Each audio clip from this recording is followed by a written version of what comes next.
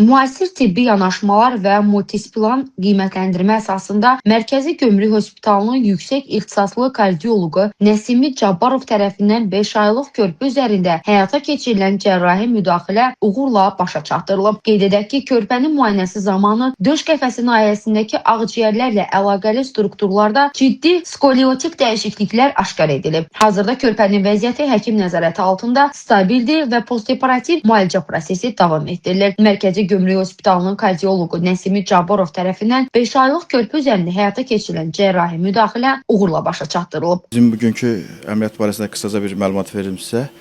Bugün əməliyyat etdiyimiz 5 aylıq uşaq ürəyində pediatri müayinədə küy eşitmişdi və biz müayinə elədikdə exoda ağciyər arteriya qapağının ciddi stenozunu gördük.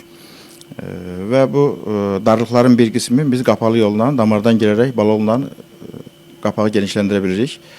Balon qərar verdik və bugün də şükür işlem uğurlu oldu.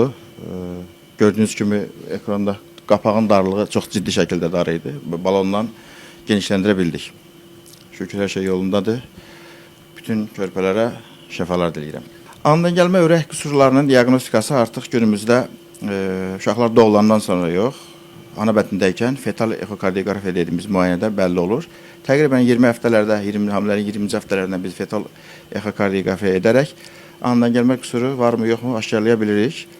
Doğulandan sonra da yenə şübhə olanların hamısını biz ekokardiografiya edərək andan gəlmə ürək qüsurunu inkar edə bilirik. Əlavə olaraq bizim bugün xəstəxanamızda yeni doğulanların hamısı rutin olaraq birəbir hamısı doğuşdan sonra ekokardiografiya olunur.